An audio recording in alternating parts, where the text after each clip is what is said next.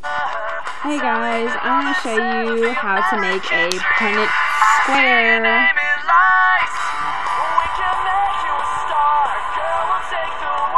Well, I made a cube of 4 generations of children.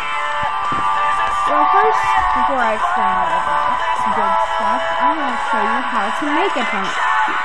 Punnett square, I should say. Well, there's this T shape right here, and this is kind of like a chart. Let's say this parent has 2 dominant blue-eye genes, and this parent has 2 recessive green-eye genes.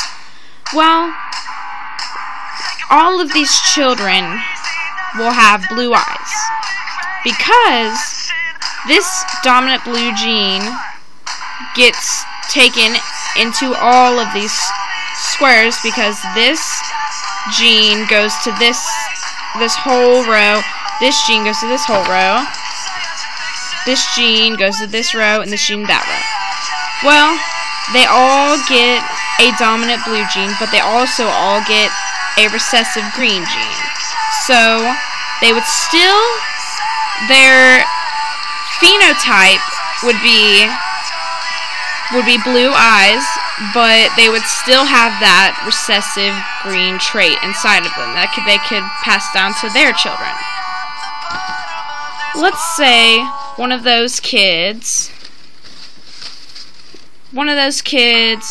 meets a lovely person with recessive green eye traits.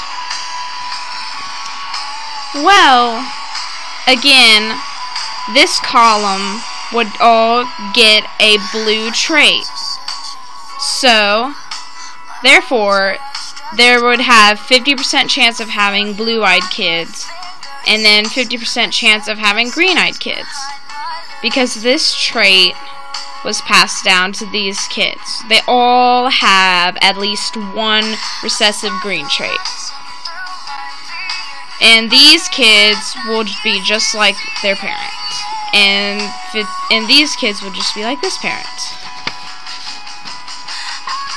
Let's say one of those kids right here found a nice mate with dominant blue eyes from the first generation. Well, they would all get a dominant blue trait. They would all have blue eyes. But the genotype of 50% of them, they would still have that one green recessive trait. But then 50%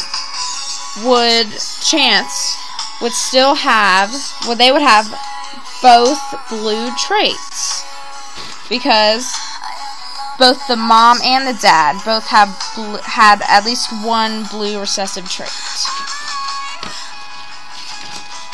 Then one of those both blue traits would have a kid with a recessive green person.